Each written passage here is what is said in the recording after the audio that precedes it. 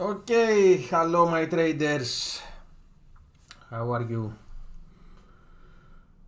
Here we see NQ. I was just playing with some contracts here, but I think I was sticking to have a spike higher to clear the stops before Fed.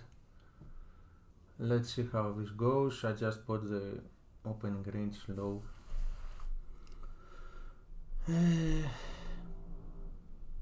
Let's see. FOMC coming. We will have volatility for sure. In less than 1.5 hours, we will have the party starting. Are you ready? I'm gonna enter almost flat except my long-term strategically long yen positions.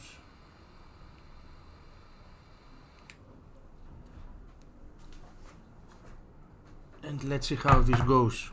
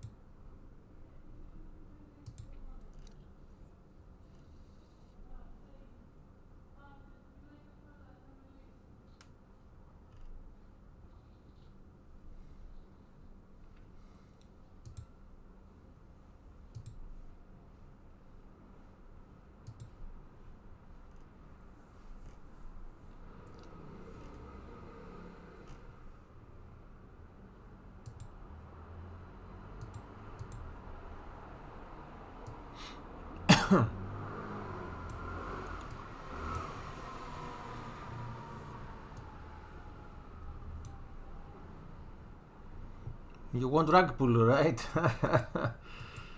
Me too, but later we will see.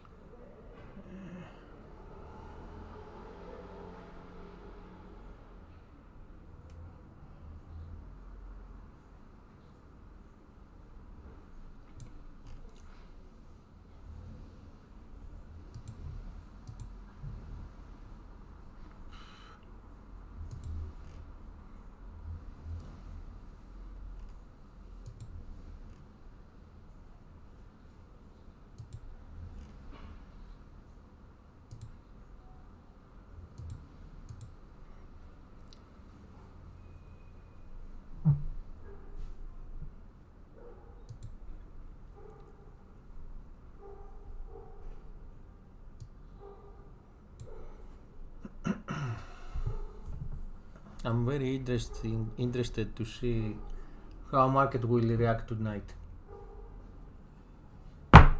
especially the dollar, because okay, we are pretty much in the same level for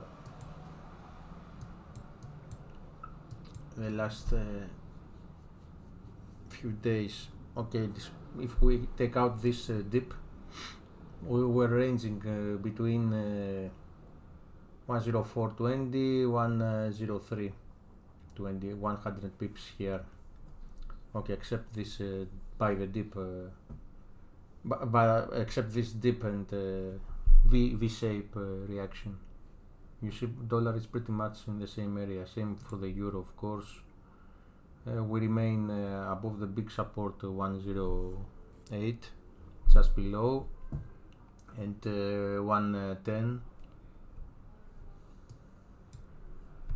Because nobody knows what to do now.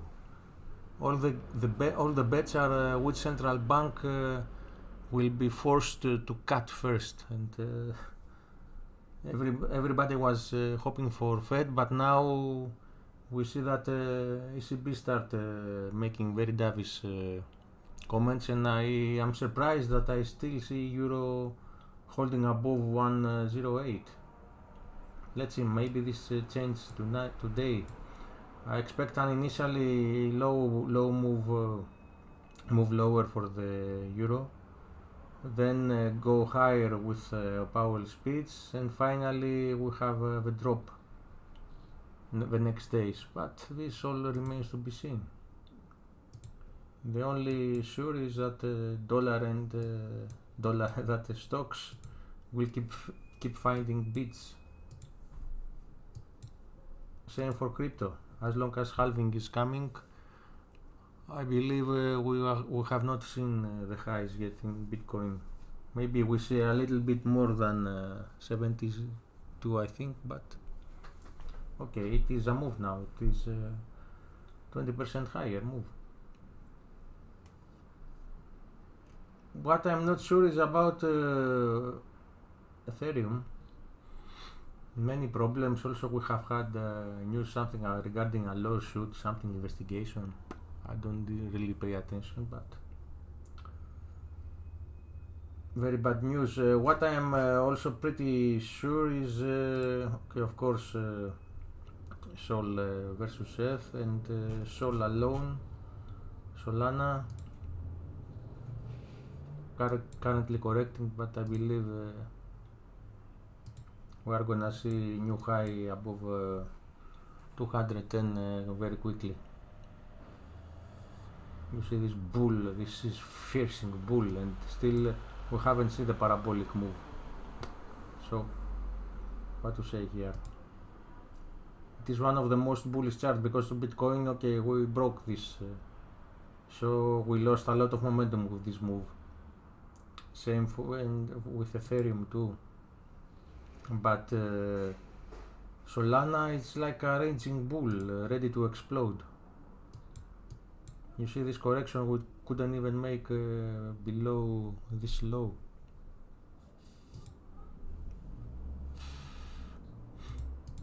It's more bullish than the stocks. Stocks have been raging for a long time. Anyway, we will see.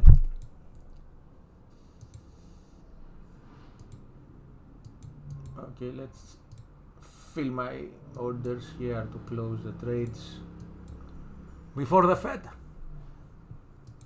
Damn.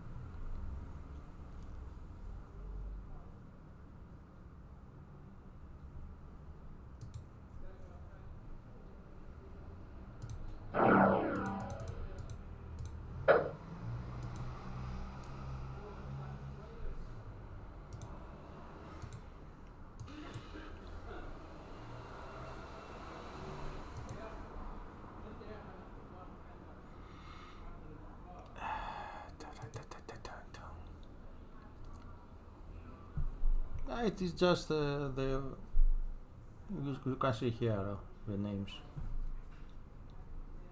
I'm not hiding. Opening rates indicator. It's the one with the most comments, I think, if I remember.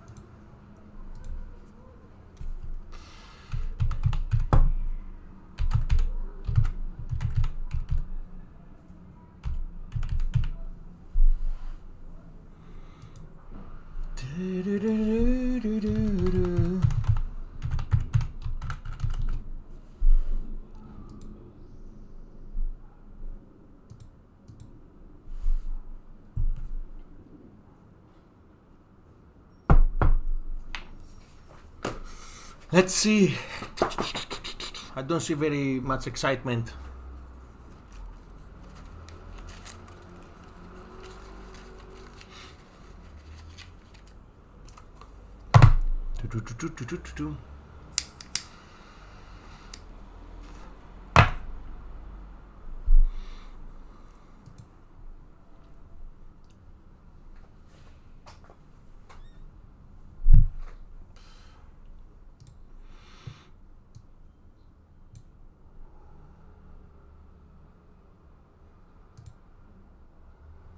S&P seems to be leading this move,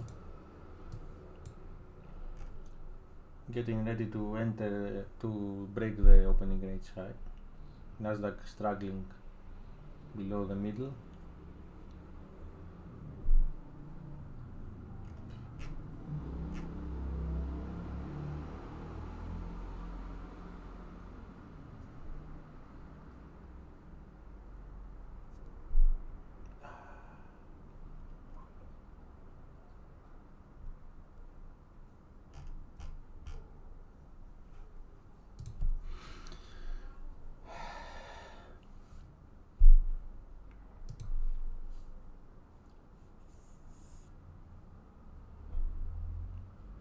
To be honest, I don't see any big moves in USD yen related with the Fed. The yen will move independently in all his crosses.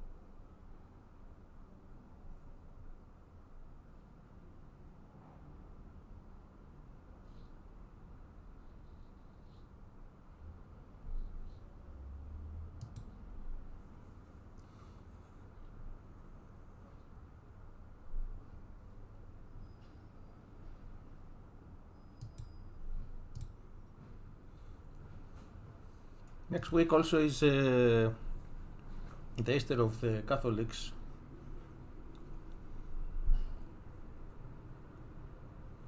If this says something about the volatility, especially at the end of the week. Market is closed, I think, in Friday, 29.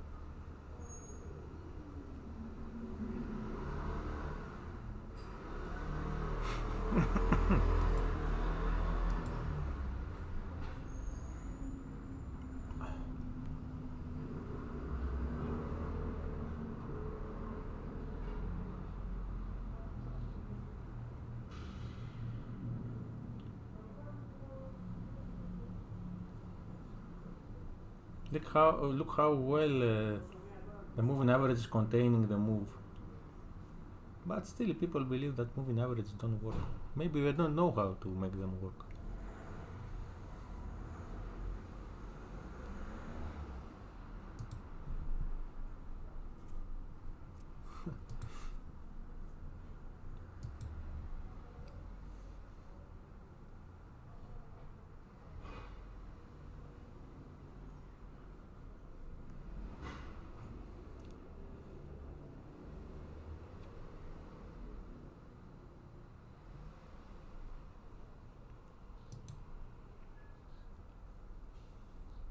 You missed nothing because I just started the live.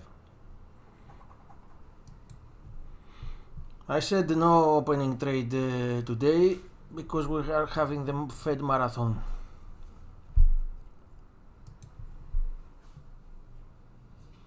The FOMC marathon live trading. And I believe I'm one of the very few, if not the only one, that streaming live trading during FOMC.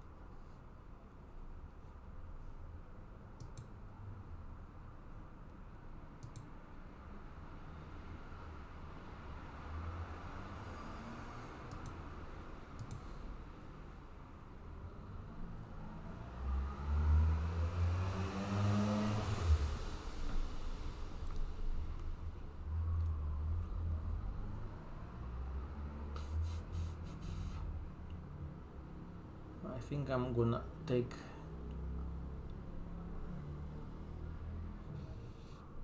my 100 ticks here and wait for the Fed.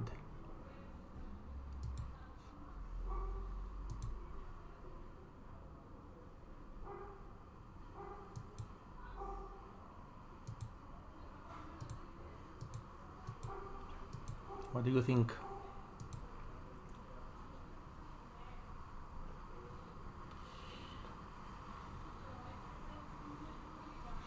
Not YOLO, calculated risks. Why to go YOLO?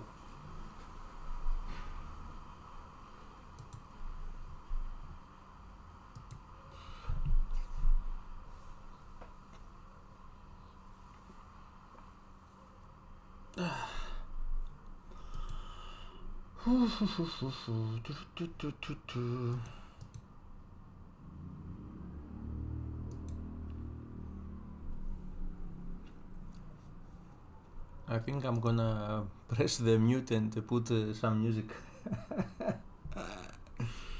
1 hour. What to do?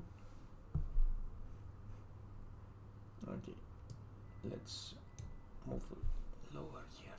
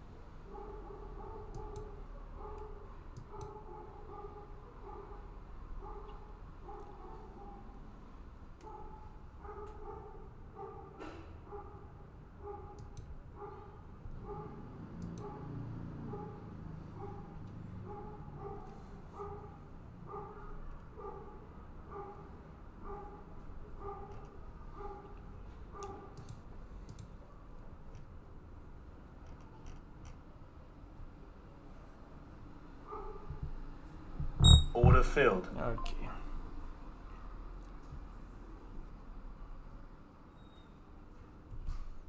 We go flat in this account for the Fed.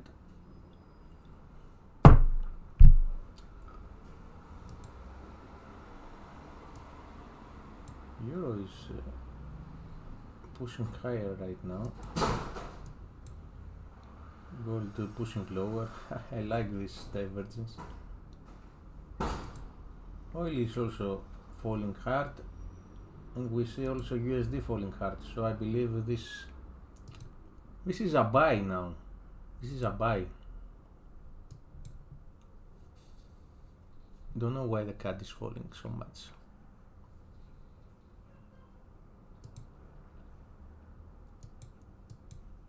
Okay, let me buy this break.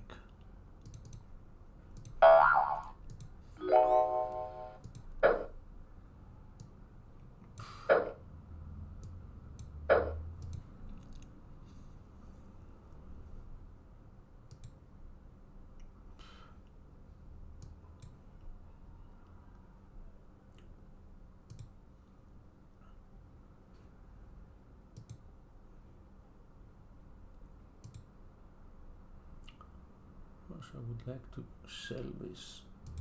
I will go with position. Order filled. Short and cut into the Fed because we see the trend here starting to form. I believe we are gonna have a push lower, much lower, but okay, we will see.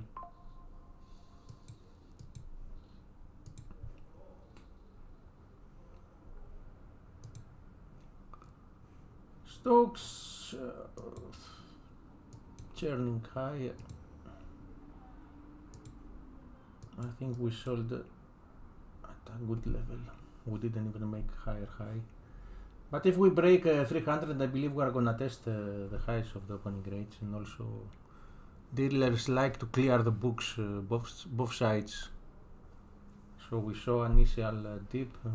Okay, this is a very tight range, but okay, everybody is waiting for the FOMC. So maybe we see a move higher to take those stops above the high, and then move lower, waiting for the Fed.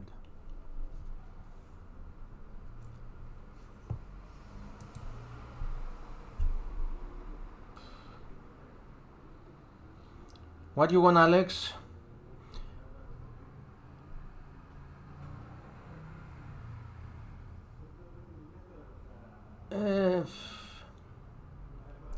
The one-day pass is valid regardless of what you use.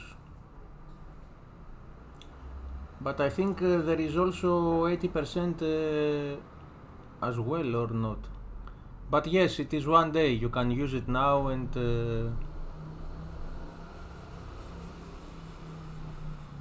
trade in the Fed to go YOLO or all none.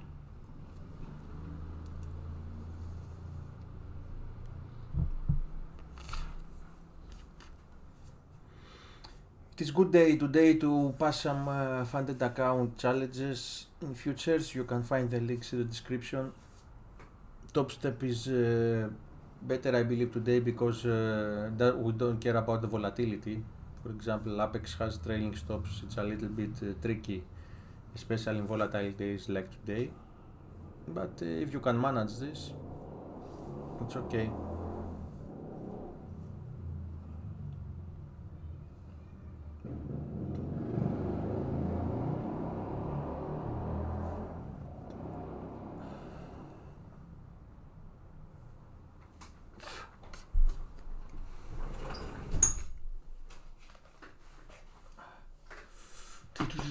Come on, I want some excitement.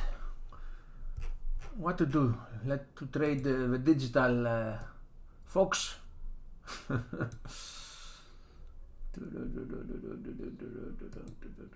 Or some Nasdaq penny stocks. My shitcoin consolidates today, I think, preparing for the next big break higher. What else we have? Nvidia is trading lower, but I believe this will change quickly. Also, there were some crazy YOLO calls for 1900 ending on Friday. I don't know why somebody should do something like this. Probably bought them cheap at 1 cent, and he's speculating a move higher above. I don't know, it's crazy. It's way out of the money, but who knows? Maybe fat finger or something.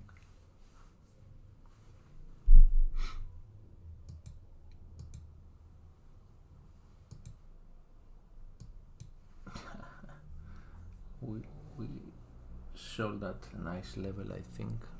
Okay, if I see a dip towards 50-57, I will go long again. Why not? Here we are trading above the support cluster of the moving averages. Still 50 is above 200. Health options. Yes, dream on 50,000 in Ethereum. To be honest, it's more probable than Nvidia hitting 2000 on Friday, this Friday, of course.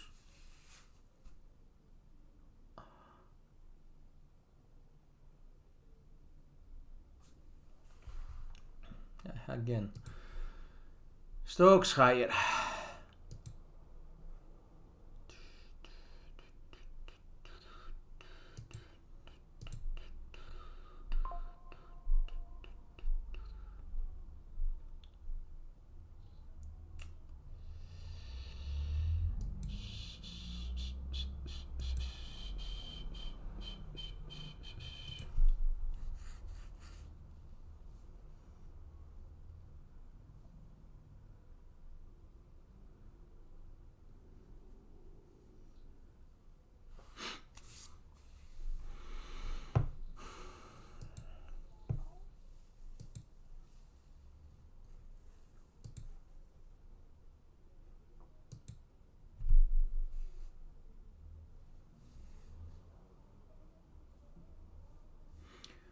Okay, less than an hour.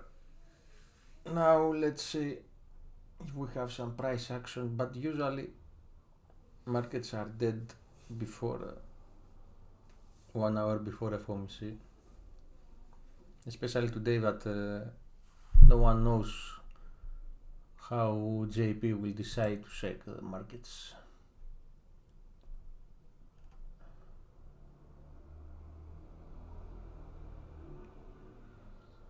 We're making interesting. We put the projections, we put the dot plot now in the news. Another way to speculate, because we don't have anything to expect in rates, so we put the plots, you see. Crazy, every time the Americans deploy new indicators to trade.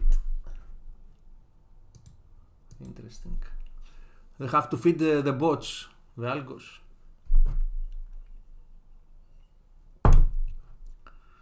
And still people believe that ICT scammer has the algorithm of the markets. How stupid. Anyway.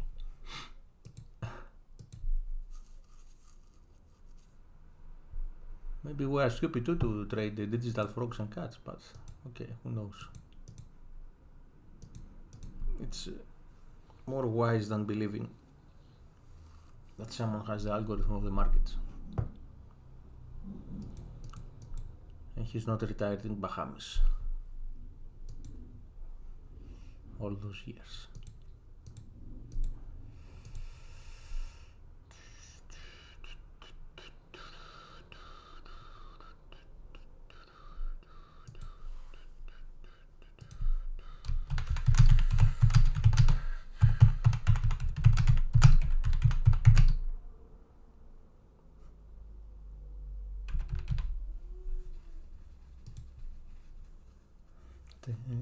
Dun, dun, dun, dun, dun.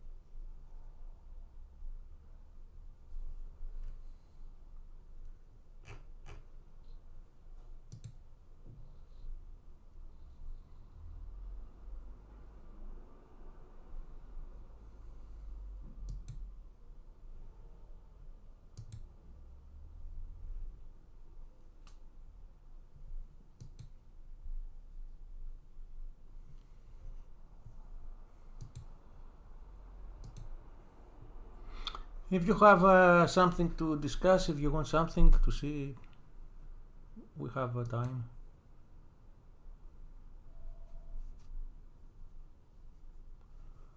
The best for me is trade of 8 without a question, especially for beginners.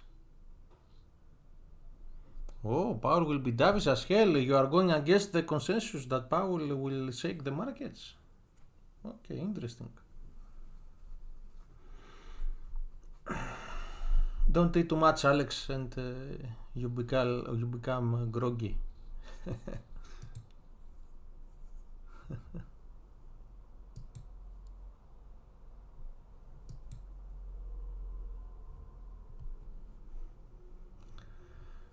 Yes, okay, let's see some charts in the yen.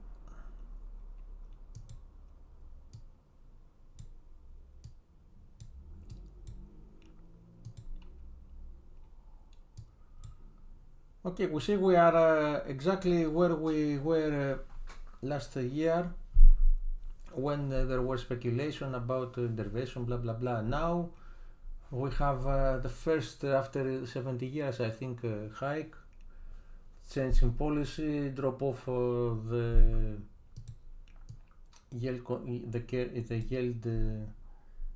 curve yield control, and market is rallying. Totally contra move, but remains to be seen. GBP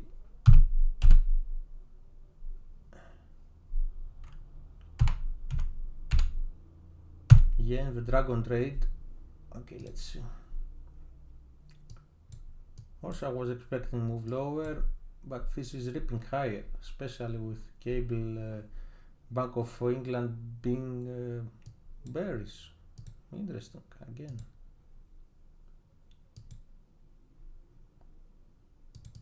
This goes back to almost Brexit high. Okay. So I see next moves to be very savage for the yen crosses, but this remains to be seen. Okay. For now, also in the yen, euro yen, I would bet to the downside. We are approaching. We have surpassed the Brexit high, but okay. I have some disconnections. I don't know if you can hear me.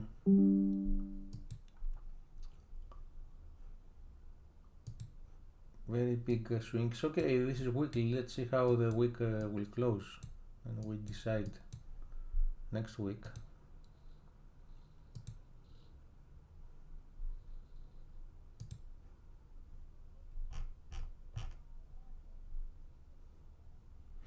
Okay, good.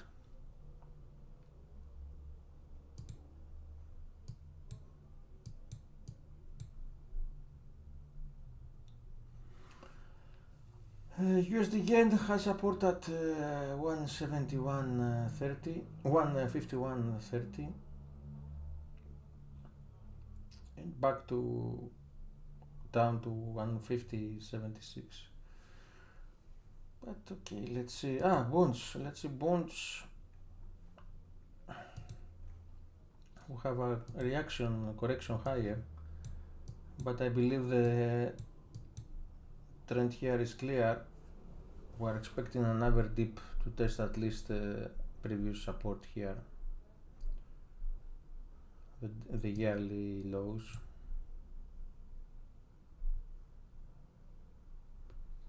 Look how clear this signal was here, up here. When you see something like that, guys, it's very, very strong indicator of a reversal. Here it was on the way up, maybe you can see it on the way down. Very strong, powerful moves, signals.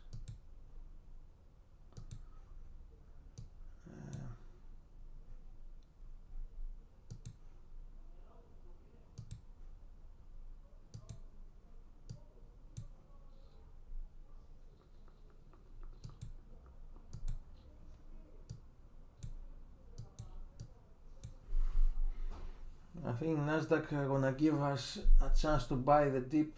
I would like to buy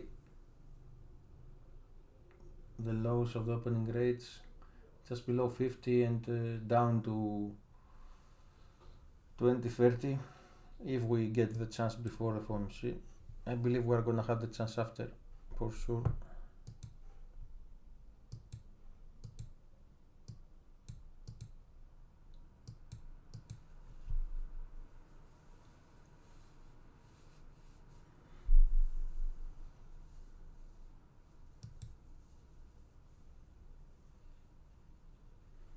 I said what I expect for the FOMC. I think initially the dollar will spike higher because maybe we'll have some changes in the dot hawkish one, and Powell will reverse it as usual or the opposite. We will see.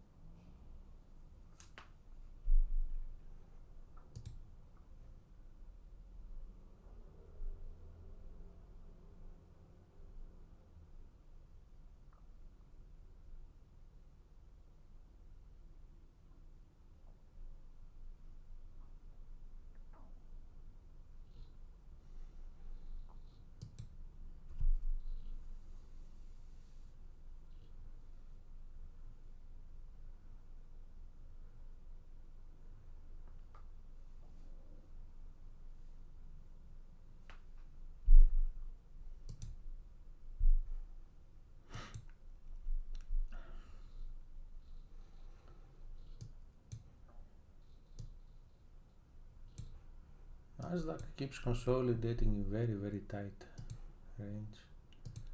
We are gonna have an explosive move.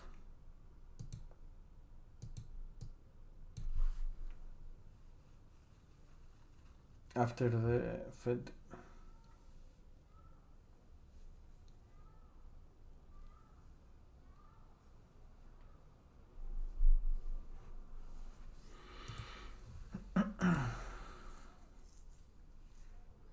Dun, dun, dun, dun, dun, dun.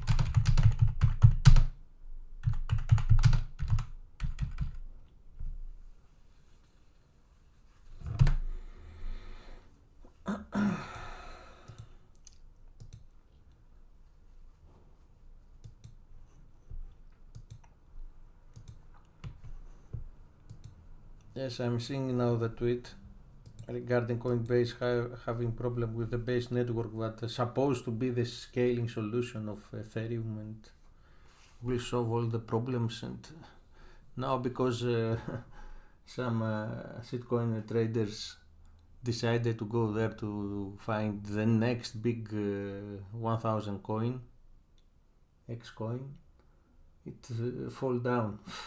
Come on, guys.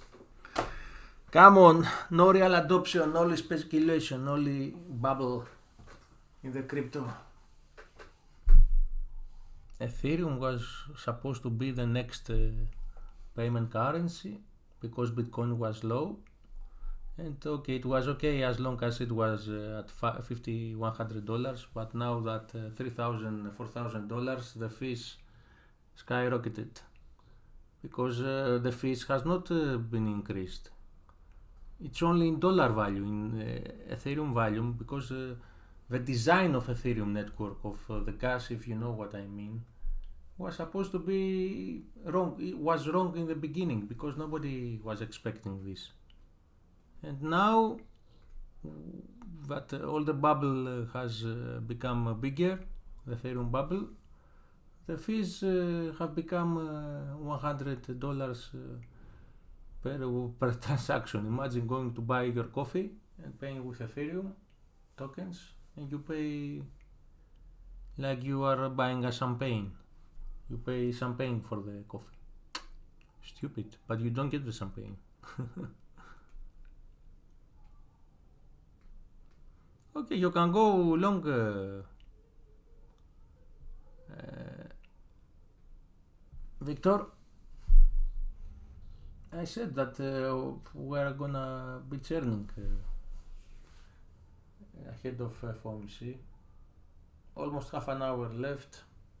Place your bets, but I believe we are gonna have dips. And you are in my group.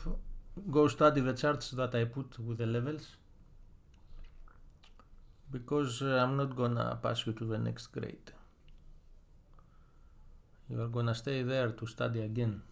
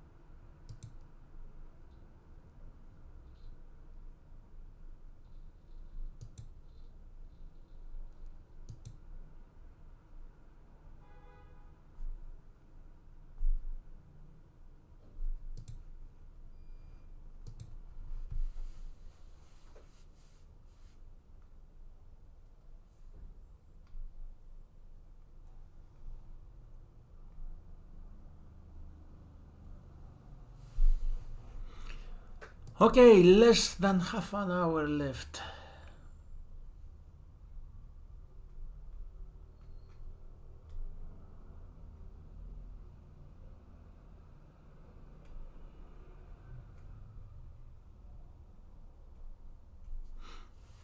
Okay, I'm going to prepare another cup of coffee and coming back for the Fed.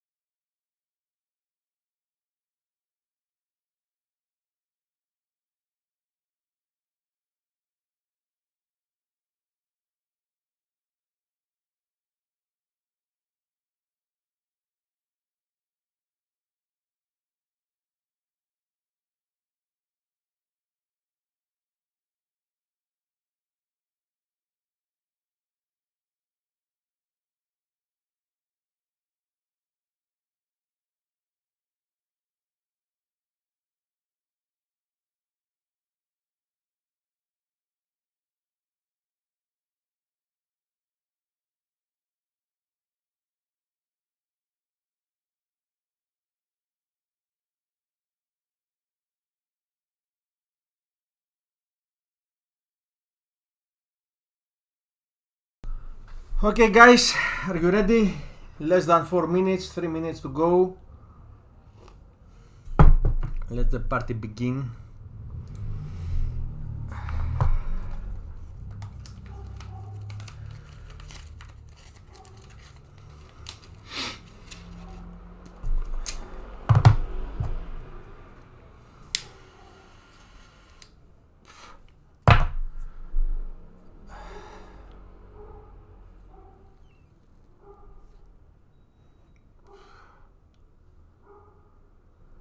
You have 8040. You are too confident that we are gonna see 3% move lower.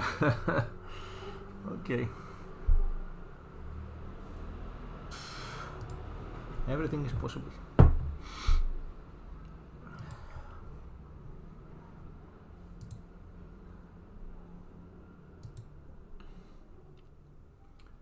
Let's go.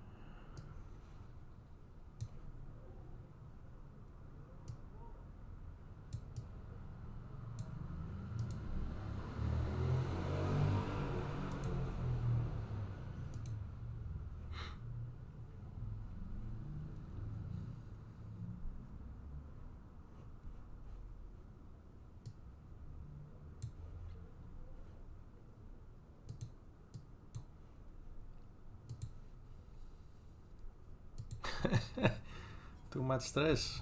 Yes.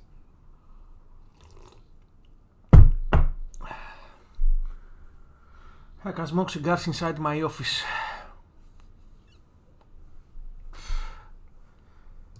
Because I'm the boss. I do whatever I want.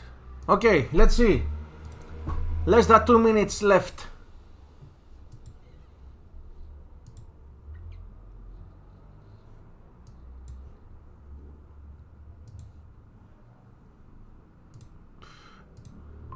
Order filled. Okay, let's clear our books.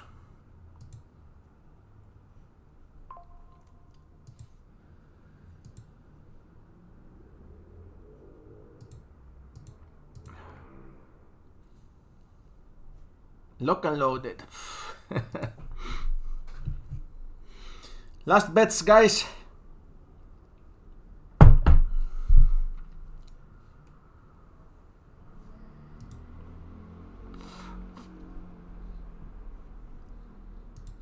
And here we go.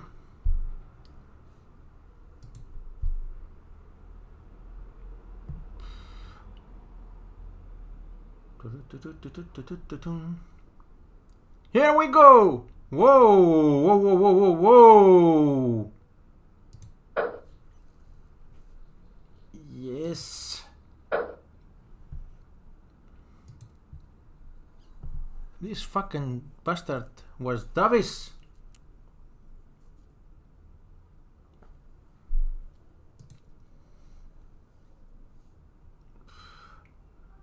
Why we hire the dot plot, yes, for the second year and third. Okay. Volatility as usual.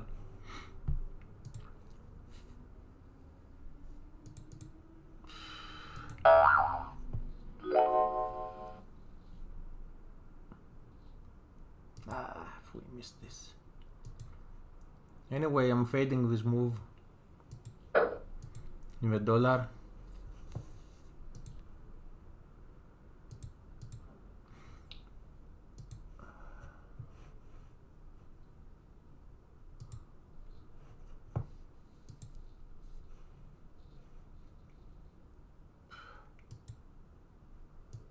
Gold also spiked higher.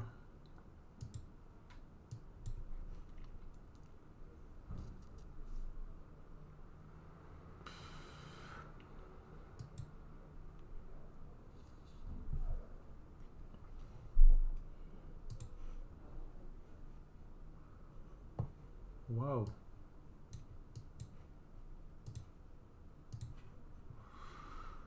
Okay, so Powell has a big job to do to bring down the markets now. And that's all for the dot plot. Come on now, come on.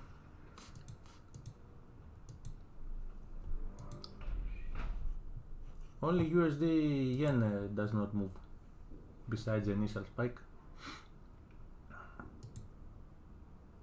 Bonds taking off. But okay, I believe we should fade this spike. Let me turn to half an hour to take out volatility. Okay.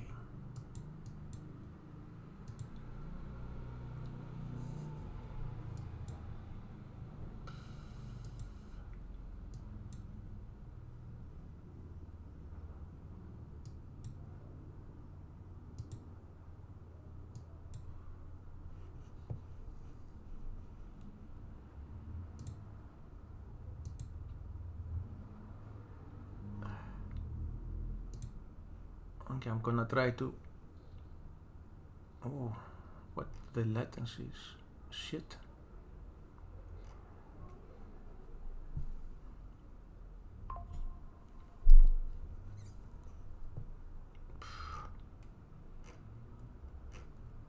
Order filled.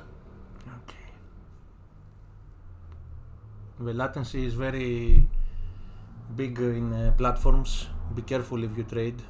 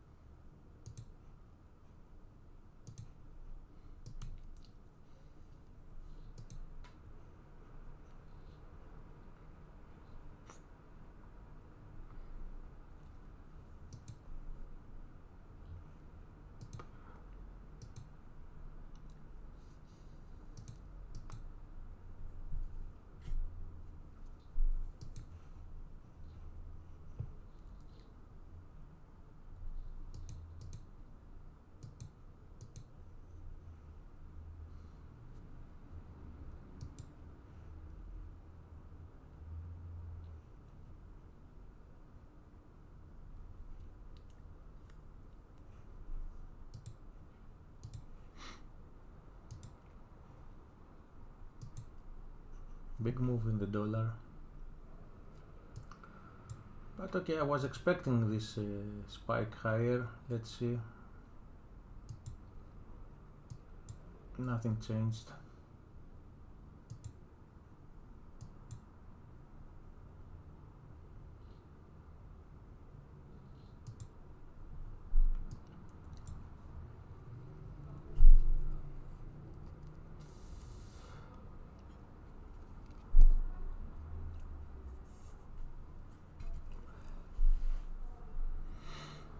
Dollar keeps pushing higher.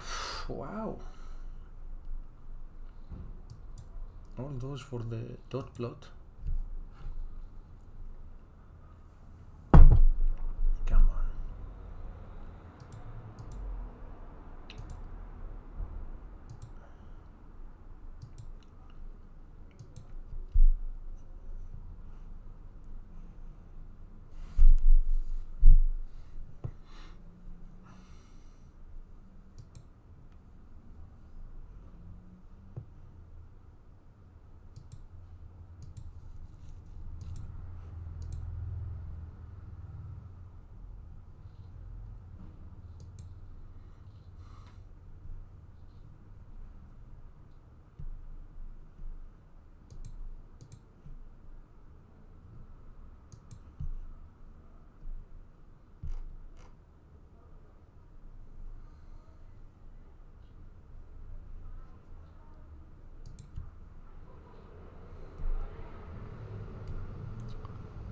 think I'm gonna try one short here at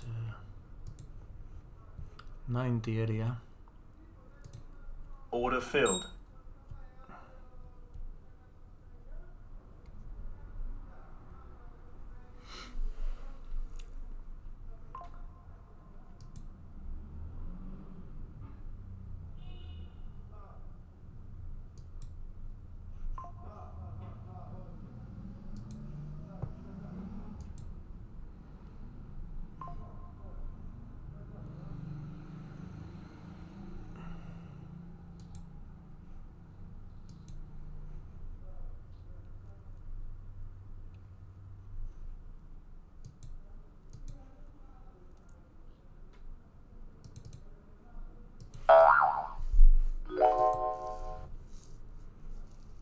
Wait for the Powell.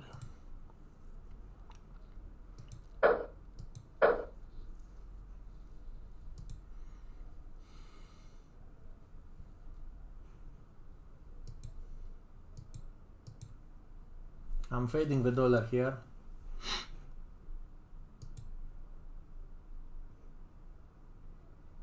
I mean, starting to buy. Let's see how this goes.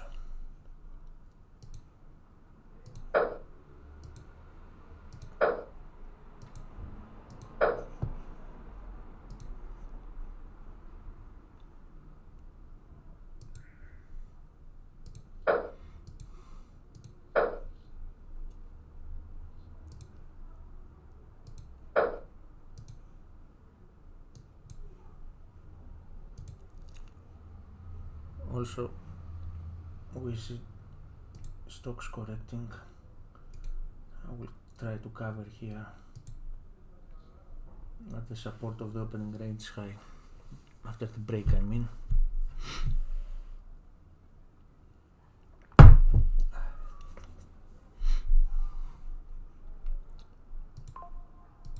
It's not easy to trade live those events.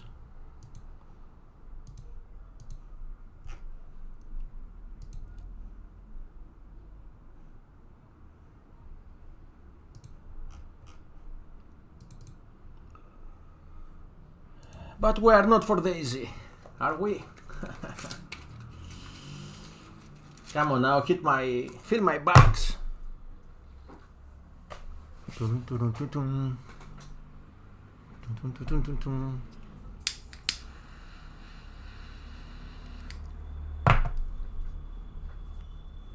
Okay, almost. Shit.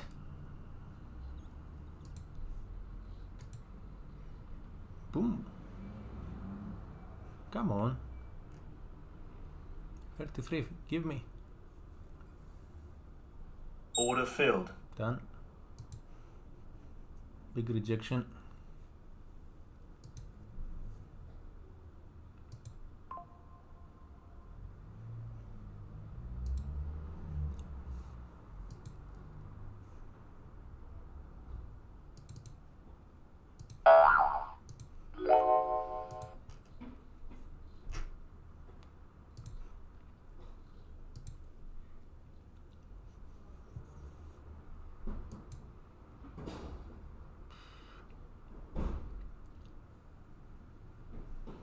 Look, with how an unchanged report, just with the plots, I told you, market participants create new bullets in the news to create volatility. Okay.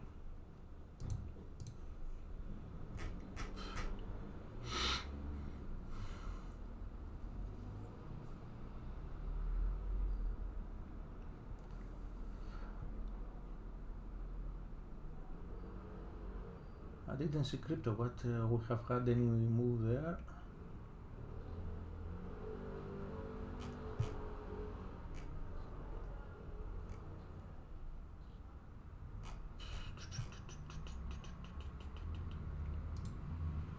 Of course, surging higher.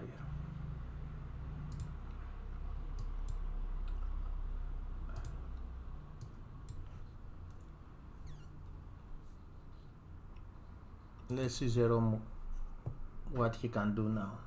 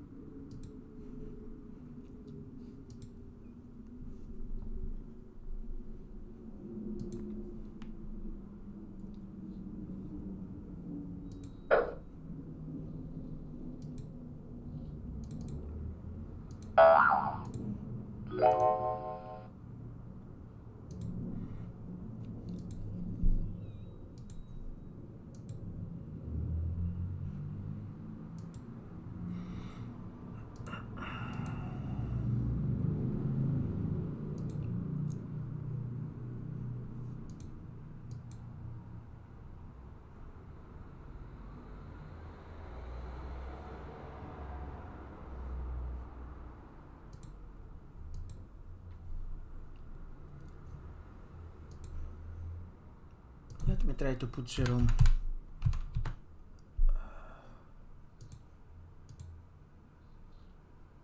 Okay. FOMC live.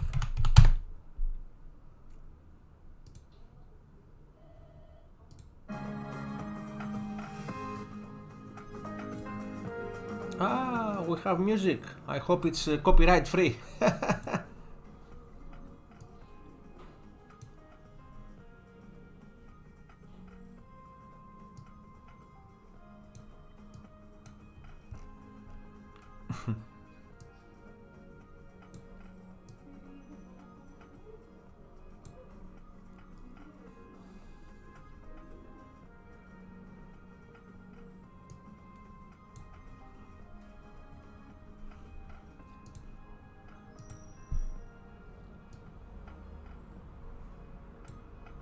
We will see if Powell can do it.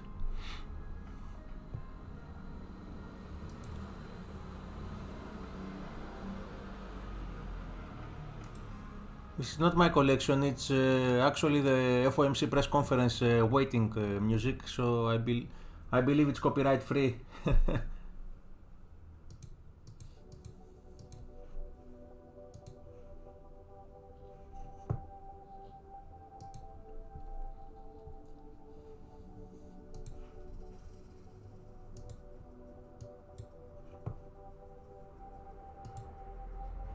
Yeah, we're going the dollar. Let's rip higher.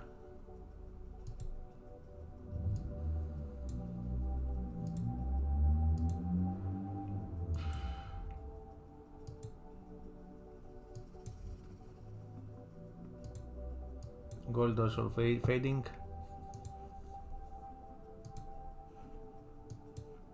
Let's see.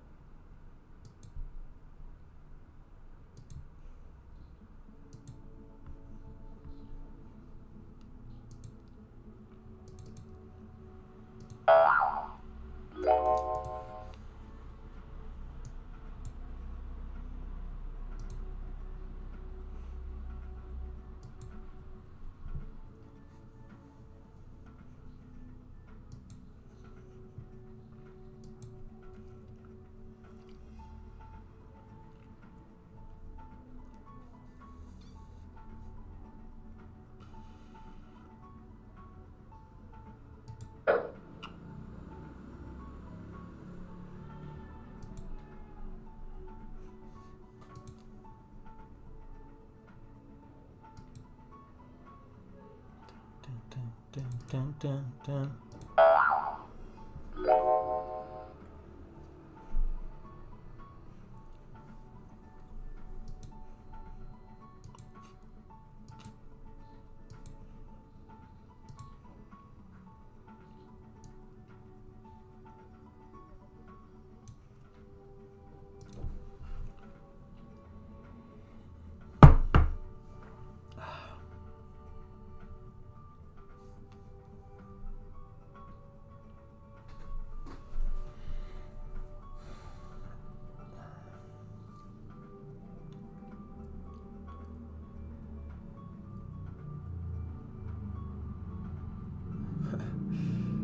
Okay, you insist going long?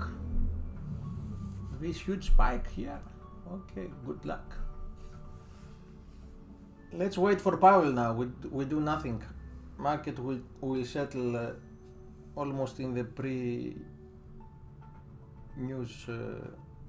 levels.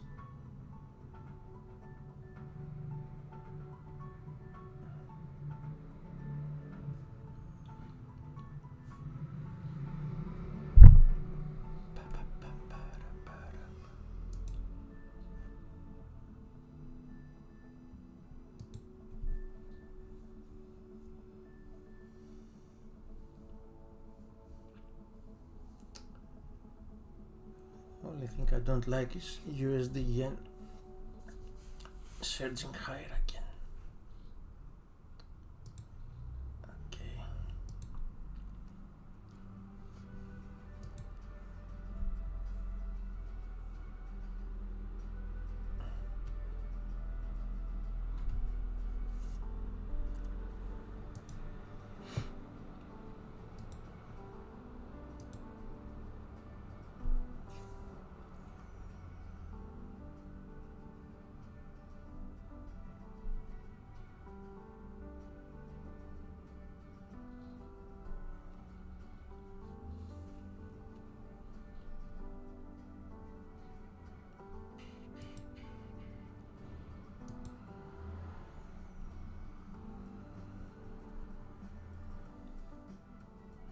Nice, Alex.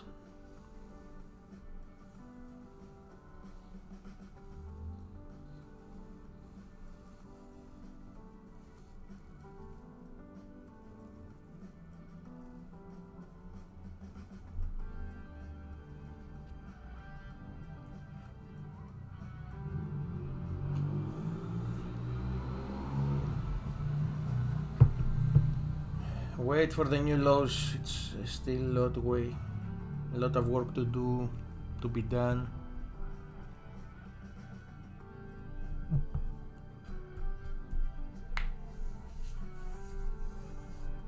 $0.50, yes. I will call Jerome to tell him to put it.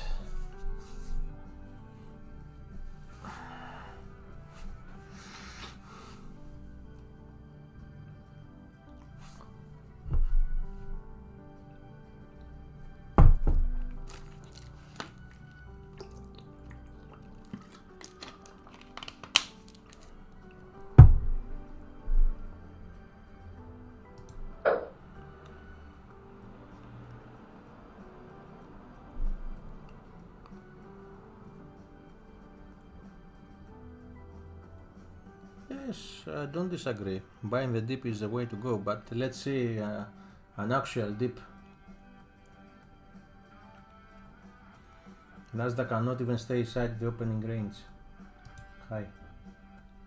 Not to mention, to talk about S&P.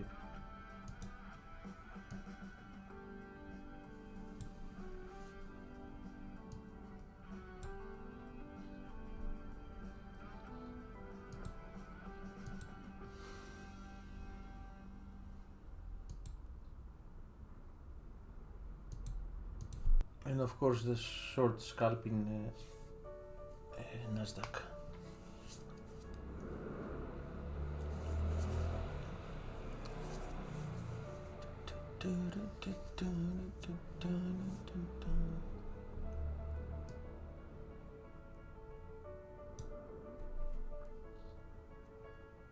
30 seconds opening range. Okay, good luck with that. It's for quick scalping to go for let's say 10 20 ticks in Nasdaq and 3 4 5 in S&P maybe.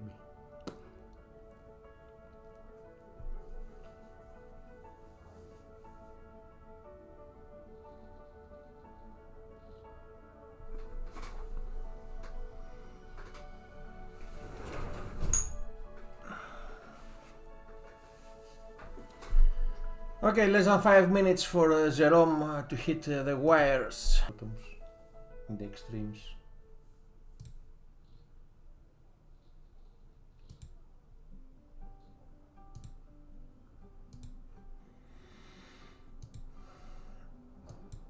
Here we go, the dollar going lower again.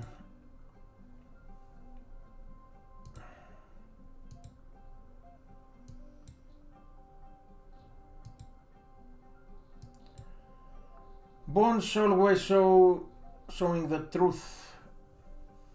They say the biggest market, let's see, yields heading higher for now after the initial spike. Stubborn against the Fed. They wanna press them to cut. Let's see. Jerome is appearing on the wires.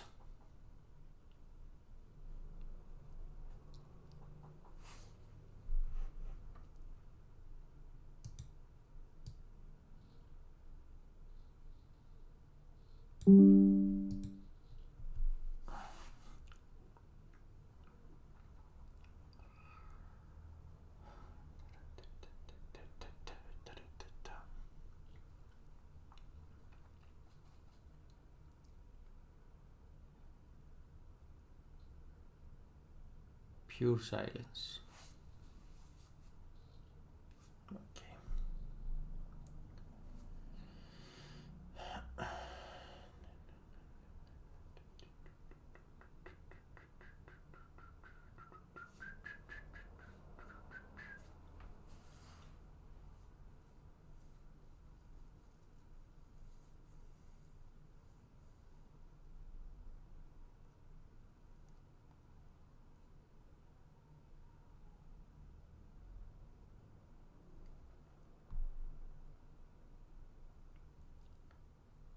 Come on, Jerome. Here we are. Big boy. Good afternoon. My colleagues and I remain squarely focused on our dual mandate to promote maximum employment and stable prices for the American people. The economy has made considerable progress toward our dual mandate objectives. Inflation has eased substantially, while the labor market has remained strong. And that is very good news. Okay. But inflation is still too high. Oh, here we go. Assured, and the path forward is uncertain. Here we We're go. fully committed to returning inflation to our 2% goal. Restoring price stability is essential to achieve a sustainably strong labor market that benefits all. Today, the FOMC decided to leave our policy interest rate unchanged and to continue to reduce our securities holdings. Okay. Our restrictive stance of monetary policy has been putting downward pressure on economic activity and inflation. As labor market tightness has eased and progress on inflation has continued, the risks to achieving our employment and inflation goals are moving into better balance. Okay. I will have more to say about monetary policy after briefly reviewing economic developments. Recent indicators suggest that economic activity has been expanding at a solid pace. GDP growth in the fourth quarter of last year came in at 3.2%. For 2023 as a whole, GDP expanded 3.1%, You're gonna get some. bolstered by strong consumer demand as well as improving supply conditions. Okay, let's go. Activity in the housing sector was subdued over the past year, largely reflecting high mortgage rates. High interest rates also weighed on business fixed investment. In our summary of economic projections, committee participants generally expect GDP growth to slow from last year's pace, with a median projection of 2.1% this year and 2% over the next 2 years. Participants generally revised up their growth projections since December, reflecting the strength of incoming data including data on labor supply. The labor market remains relatively tight, but supply and demand conditions continue to come into better balance. Over the past 3 months, payroll job gains averaged 265,000 jobs per month. The unemployment rate has edged up but remains low at 3.9%. Strong job creation has been accompanied by an increase in the supply of workers, reflecting increases in participation among individuals aged 25 to 54 years and a continued strong pace of immigration. Nominal wage growth has been easing and job vacancies have declined. Although the jobs to workers gap has narrowed, labor demand still exceeds the supply of available workers. FOMC participants expect the rebalancing in the labor market to continue, easing upward pressure on inflation. Hockeys, here we The go! unemployment rate projection in the SEP is 4.0% Okay, covered here. at the end of this year and 4.1% at the end of next year. Inflation has eased notably over the past year, but remains above our longer-run goal of 2%. Estimates based on the Consumer Price Index and other data indicate that total PCE prices rose 2.5% over the 12 months ending in February. I was early! And that excluding the volatile food and energy categories, core PCE prices rose 2.8%.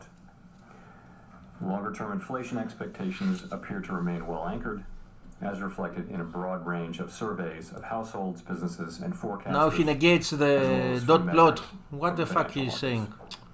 Oh. The median projection in the SEP for total PCE inflation falls to 2.4% this year, 2.2% next year, and 2% in 2026. Okay. The Fed's monetary policy actions are guided by our mandate to promote maximum employment and stable prices You passed for the American people. the apex. Nice. In this My volatility. colleagues and I are acutely aware that high inflation imposes significant hardship as it erodes purchasing power, especially for those least able to meet the higher costs of essentials like food, housing, and transportation. We are strongly committed to returning inflation to our 2% objective. The committee decided at today's meeting to maintain the target range for the federal funds rate at 5.25% to 5.5%, and to continue the process of significantly reducing our securities holdings. As labor market tightness has eased and progress on inflation has continued, the risks to achieving our employment and inflation goals are coming into better balance. We believe that our policy rate is likely at its Okay, peak here we this go for tightening the cycle, yen.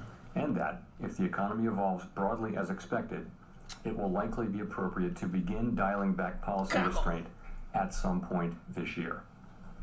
The economic outlook is uncertain, however, and we remain highly attentive to inflation risks. We are prepared to maintain the current target range for the federal funds rate for longer, if appropriate. We know that reducing policy restraint too soon or too much could result in a reversal of the progress we have seen on inflation and ultimately require even tighter policy to get inflation back to 2%. At the same time, reducing policy restraint too late or too little could unduly weaken economic activity and employment. In considering any adjustments to the target range for the federal funds rate, the committee will carefully assess incoming data, the evolving outlook, and the balance of risks. Okay. The committee does not expect it will be appropriate to reduce the target range until it has gained greater confidence that inflation is moving sustainably down toward 2%. Of course, we're committed to both sides of our dual mandate, and an unexpected weakening in the labor market could also warrant a policy response. We will continue to make our decisions meeting by meeting. In our SEP, FOMC participants wrote down their individual assessments of an appropriate path for the federal funds rate based on what each participant judges to be the most likely scenario going forward. If the economy evolves as projected, the median participant projects that the appropriate level of the federal funds rate will be 4.6% at the end of this year, 3.9% at the end of 2025, and 3.1% at the end of 2026. Still above the median longer-term funds rate. At least we see some movement in the These yen. projections are not a committee decision or plan. If the economy does not evolve as projected, the path for policy will adjust as appropriate to foster our maximum employment and price stability goals. Turning to our balance sheet, our securities holdings have declined by nearly $1.5 trillion since the committee began reducing our portfolio. At this meeting, we discussed issues related to slowing the pace of decline in our securities holdings. While we did not make any decisions today on this, the general sense of the committee is that it will be appropriate to slow the pace of runoff fairly soon, consistent with the plans we previously issued. The decision to slow the pace of runoff does not mean that our balance sheet will ultimately shrink by less than it would otherwise, but rather allows us to approach that ultimate level more gradually. In particular, slowing the pace of runoff will help ensure a smooth transition, reducing the possibility that money markets experience stress and thereby facilitating the ongoing decline in our securities holdings consistent with reaching the appropriate level of ample reserves. We remain committed to bringing inflation back down to our 2% goal and to keeping our longer-term inflation expectations well anchored. Restoring price stability is essential to set the stage for achieving maximum employment and price stability over the long term. To conclude, we understand that our actions affect communities, families, and businesses across the country. Everything we do is in service to our public mission. Okay, we believe at you. the Fed will do everything we can to achieve our maximum employment and price stability goals. Thank you.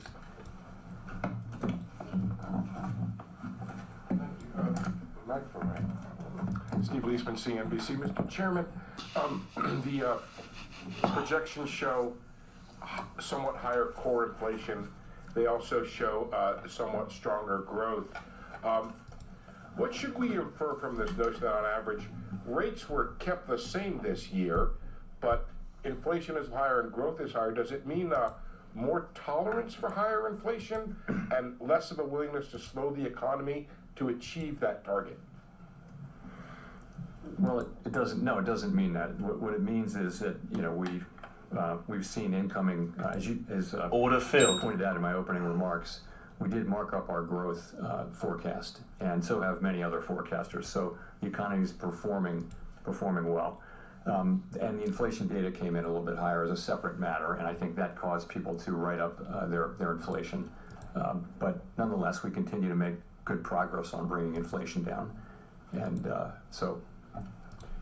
Order filled. Just to follow up, when you say that you're willing to either maintain the rate for longer, what is the tolerance of the Federal Reserve for inflation coming in above its 2% target?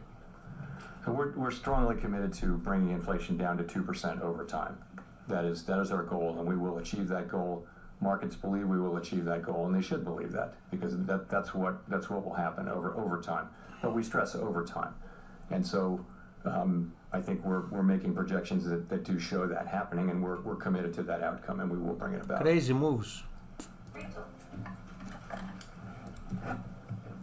Hi, Chair Powell, Rachel Siegel from the Washington Post. Thanks for taking our questions. You and others have been saying that relief on housing inflation is coming, but it still hasn't shown up meaningfully in the CPI or the PCE.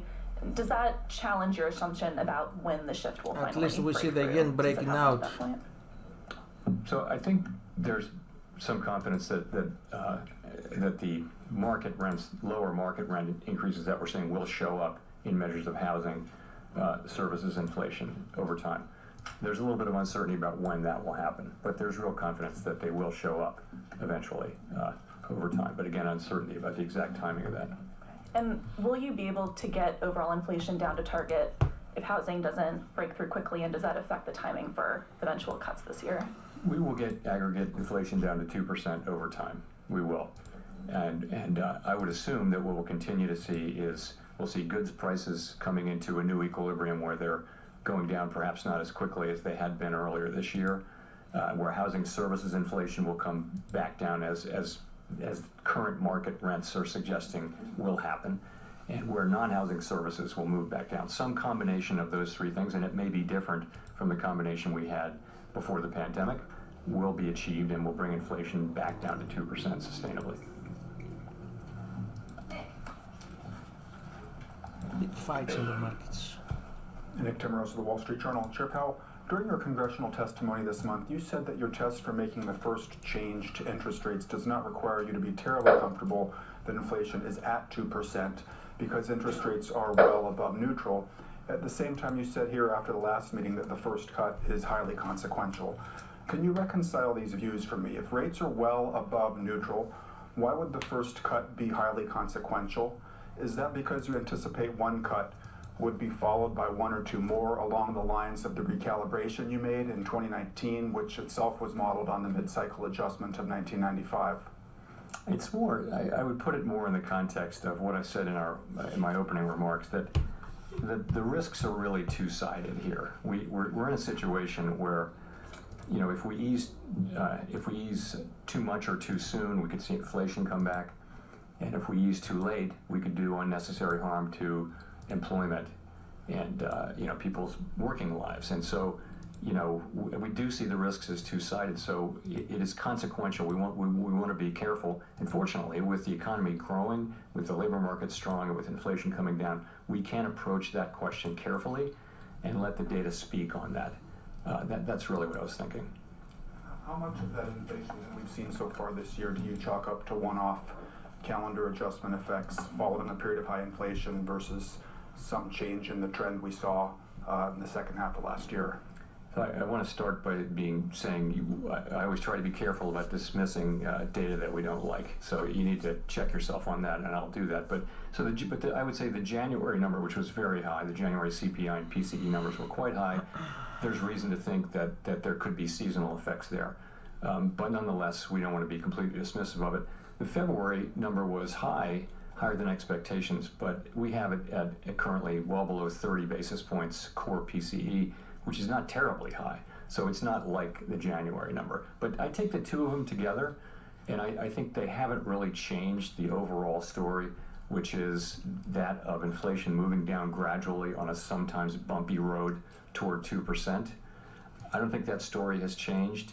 I also don't think that those readings added to anyone's confidence that we're moving closer to that point. But you know, we didn't. Yeah, we go in the last thing yen. I'll say is we didn't excessively celebrate the good inflation readings we got in the last 7 months of last year. We didn't take too much signal out of that. What you heard us saying was that we needed to see more, that we could, you know, we wanted to be careful about that decision, and we're not going to overreact as well to these 2 months of data, nor are we going to ignore them.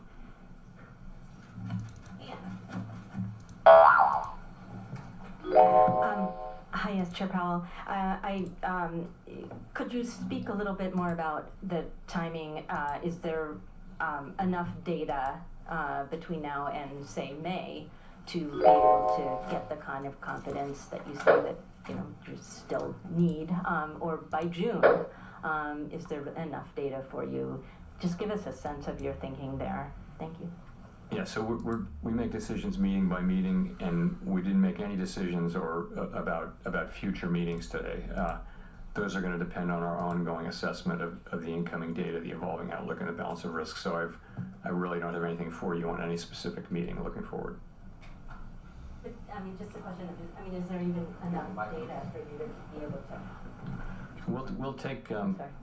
you know, things can happen during an intermeeting period. If you look back, unexpected things. So I wouldn't want to dismiss anything. So I just would say that the committee wants to see more data that gives us higher confidence that inflation is moving Euro down is hitting sustainably toward 2%. I also our mentioned, level here. and we don't see this in the data right now, but if there were a significant weakening in the data, particularly in the labor market, that could also be a reason for us to begin the process of reducing rates. Again, there's nothing in the data pointing at that, but let's those are the things. Let's hope for that we'll be another looking little at push coming lower. meetings, and without trying to refer to any specific meeting.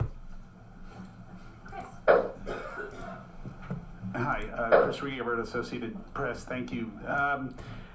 In the projections, there is an increase in the neutral rate, as you know, and higher rates, a quarter point higher rates projected in 2025, 2026. Can you speak about what might be behind that? Is there a real sense here that the economy has perhaps changed in some way, that higher rates will be needed in the future? Thank you.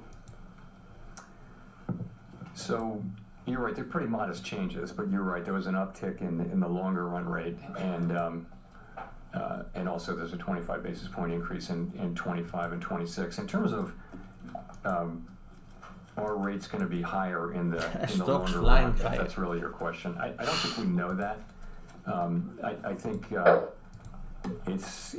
we think that rates were generally low during the pre-pandemic, post-global financial crisis era for reasons that are mostly,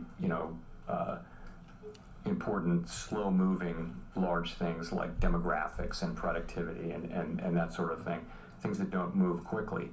But I don't think we know. I mean, my instinct would be that rates will not go back down to the very low levels that we saw where all around the world there were long-run rates that were at or below zero in some cases. I don't see rates going back down to that level, but I think there's tremendous uncertainty around that. Great, and just a quick follow on the projections, you also have 2.6% core inflation for the end of this year. It's already at, or you mentioned it being 2.8 in February. I mean, that doesn't sound like much disinflation at all. So are you still confident, or the last press conference you sounded pretty optimistic you would get more confidence till the end of this year. Is it right to say that this suggests you're not seeing a lot of disinflation this year compared to what we've seen 2023 and so forth? I think that higher year-end number reflects the data we've seen so far this year, because you're now in this year. So I think that. Sorry, say your last part of your question again. Well, just are you still optimistic that you'll get the confidence you need this year?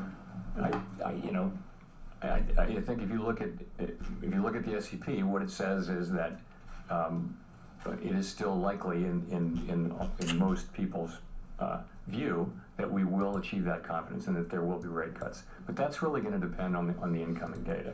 It is. Order filled. The other thing is, in the second half of the year, you have some pretty low readings, so it might be harder to make progress as you move that 12-month window forward.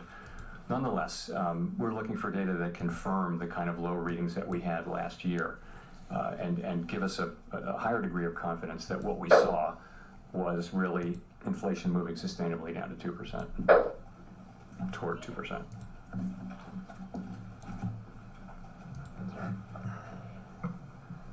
Gina Smilik, The New York Times. Thank you for taking our questions. Per your comment to Anne that a weakening in the labor market would be a reason to potentially cut rates, or at least a consideration in making a rate cut, would continued strength in the labor market be a reason to hold off on rate cuts? And just in general, if labor supply continued to rebound in 2024 the way it did in 2023, what would stronger hiring and possibly stronger growth be the path forward on policy? Yeah, so if what we're getting is come on, feel it. A lot of supply and a lot of demand, and that supply is actually feeding demand because workers are getting paid and they're spending, and that's what you would have is potentially kind of what you had last year, which is a bigger economy. Order filled. Where inflationary pressures are not increasing. Thank In fact, you. they were decreasing. So you can have that if you have the continued supply side activity that we had last year with. Both with supply chains and also with growth in the size of the labor force. But so strong hiring in and of itself would not be a reason to hold off on rate cuts? No, not all by itself, no. I mean, we Order saw, filled. You saw last year very strong hiring and inflation coming down quickly. We now have a better sense that a big part of that was order filled. Supply side healing, particularly with growth in the labor force. So in and of itself, strong job growth is not a reason, for us to be concerned about inflation. No higher again. Neil. Come on. Hi, Chair Powell. Neil Irwin with Axios. How do you assess the state of financial conditions right now, and in particular, do you view the kind of easing in financial conditions since the fall as consistent and compatible with what you're trying to achieve on the inflation mandate? So we think there are many different financial conditions. Paul cannot do anything to stop market.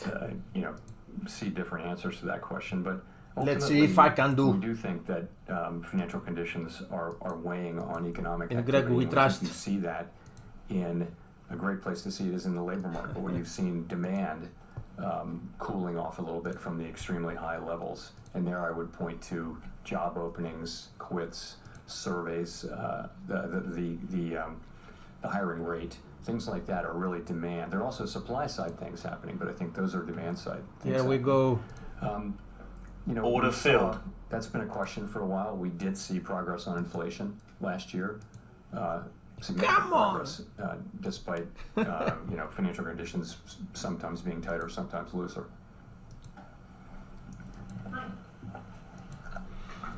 You went long euro, nice. I shorted it above. Bloomberg Radio and Television. Can you give us The figure more now color, keeps on going higher. how the committee is thinking about inflation dynamics now? What we've seen at the beginning of the year, are they more one-off increases that will fade, or is there more of a secular turn with goods prices rising again and service prices staying sticky?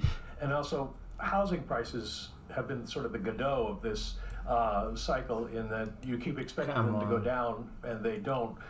How does the committee see this playing out forward since you've raised your inflation forecast? So I see the committees looking at the 2 months of data and asking the same question you're asking and saying we're just going to have to see what the data show.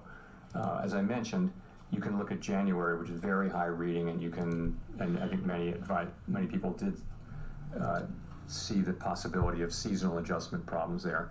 But again, you got to be careful about dismissing the parts of the data that you don't like. So then February wasn't as high, but it was higher. So the question is, what are we going to see? We tend to see a little bit stronger, this is in the data, a little bit stronger inflation in the first half of the year, a little bit less strong later in the year. We're going to let the data show. I don't think we really know whether this is a bump on the road or something more. We'll have to find out. In the meantime, the economy is strong, the labor market is strong, inflation has come way down, and that gives us the ability to approach this question carefully and feel more confident that inflation is moving down sustainably at 2% when we take that step to begin dialing back our restrictive policy. Well, you've talked about the desire to have confidence that inflation is continually moving down. Has the recent numbers we've gotten for inflation data dented that confidence at all? It certainly hasn't improved our confidence. It hasn't raised anyone's confidence, but I would say that the story is really essentially the same, and that is of inflation coming down gradually toward 2% on a sometimes bumpy path, as I mentioned. I think that's what you still see. We've got 9 months of 2.5% inflation now, and we've had 2 months of kind of bumpy inflation. We were saying that it's going to be a bumpy ride. We consistently said that. Now here are some bumps, and the question is, are they more than bumps? And we can't know that. That's why we are approaching this question carefully. Okay, it is here very we go. important for everyone that we serve that we do get inflation sustainably down. And I think the historical record, every situation is different, but the historical record is that you need to approach that question carefully and try to get it right the first time and not have to come back and raise rates again, perhaps, if you cut inappropriately, prematurely. Go to Edward. Thank you, Mr. Chairman. Edward Lawrence with Fox Business. Order filled. I wanted to ask you, you received a letter from, the Federal Reserve, first independent body, understanding Congress has oversight over that. You received a letter from Senators Elizabeth Warren and Sheldon Whitehouse that said, calling on you to lower interest rates, to cut interest rates, because it says, quote, the potential that it may remain too high for too long has halted advances in deploying renewable energy technologies and delayed significant climate and economic benefits from these projects. So has higher interest rates caused that? Have they? Well, first of all, I respect in our system of government, it is Congress that has oversight responsibility over the Fed. We place a tremendous amount of importance on our engagements with Congress and always treat them with great respect. In this case, I would say those are, our mandate. Our mandate is for maximum employment and price stability, and the other things that we do, and that's what we're trying to accomplish. We're trying to do that in a way that sustains the strong growth we're seeing, the strong labor market we're seeing, but allows us to make further progress with inflation. That's how we can best serve the public and leave the other issues, which in many cases are incredibly important, such as those you mentioned, leave those to the people who have responsibility for those. There was another letter from 2 dozen lawmakers saying that the higher rates are squeezing the working people. How do these letters affect what you guys are doing policy-wise? We receive these letters with respect, and we write careful responses and address concerns. We listen, again, because we're talking to the people who in our system of government have oversight over our activity. So that's, but at the end of the day, we take that on board, but we have to make our judgments and we have to stick to our knitting, which is maximum employment, price stability, supervise and regulate the banks, work on the payment system, the things that we do. Hi. Thank you. Claire Jones, Financial Times. Thanks a lot for the opportunity to ask a question. As chair of the FOMC, would you want to see unanimity on the committee or something close to it, meaning no more than one dissent before you begin cutting rates?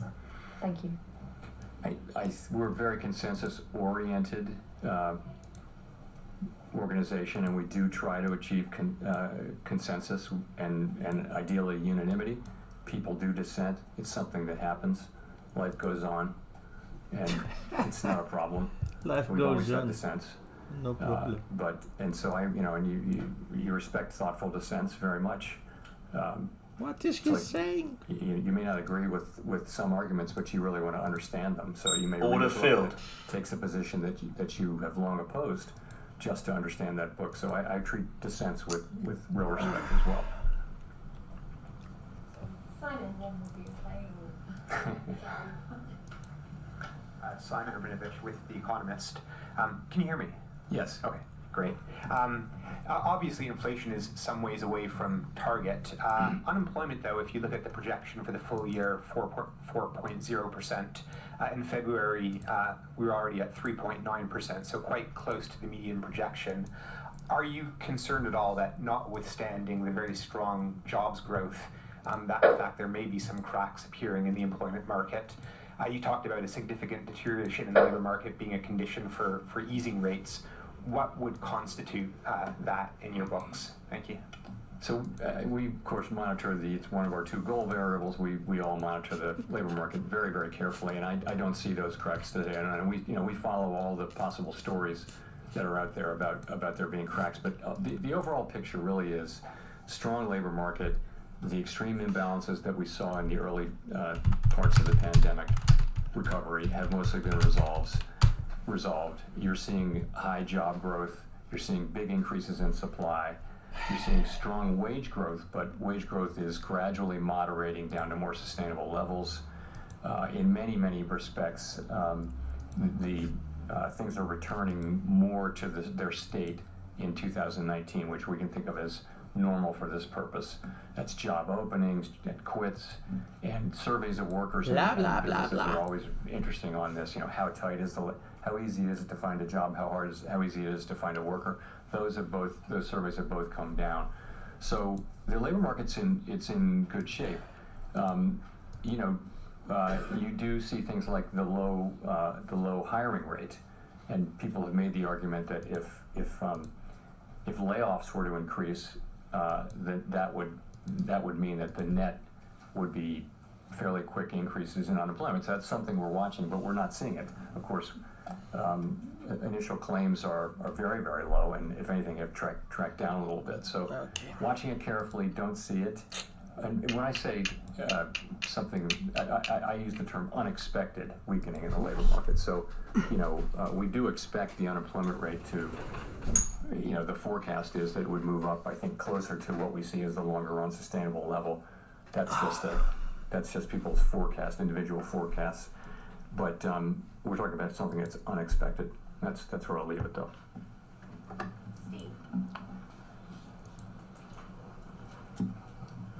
Steve Matthews with Bloomberg. You mentioned at the beginning of the press conference that the committee felt it might be appropriate to slow the pace of asset runoff fairly soon. I'm wondering, when you say fairly soon, does that mean that the committee would meet about this again in May and a decision could be reached that soon? And I was wondering if you could also just describe the scope of what the committee is discussing here. You're at $95 billion of caps right now. Would that be cut about in half or something in that nature? Thank you. Okay, enough with Paul.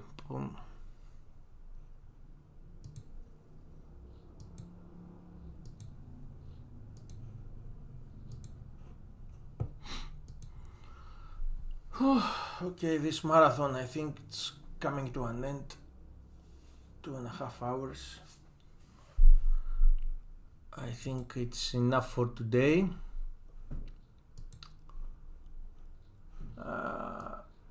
I will remain in this position in this short. I think we are gonna see a rug pull for some reason. I don't know. I have this feeling. Anyway, my friends, my traders, we smashed it together today again. Hope you had a good day. I was almost up 2,000 in my two funded accounts in APEX. Okay. See you all tomorrow. We have a lot of news also in the morning. I think it's also Bank of England. Let me check.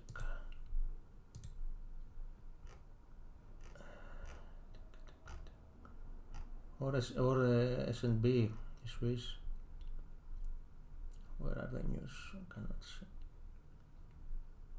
Also, we have a lot of news in the Aussie tonight.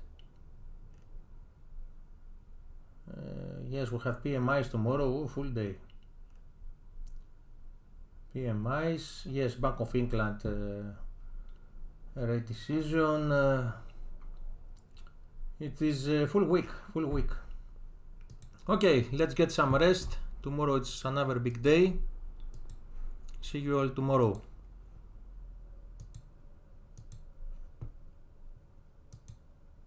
Don't forget to hit the like button before you go.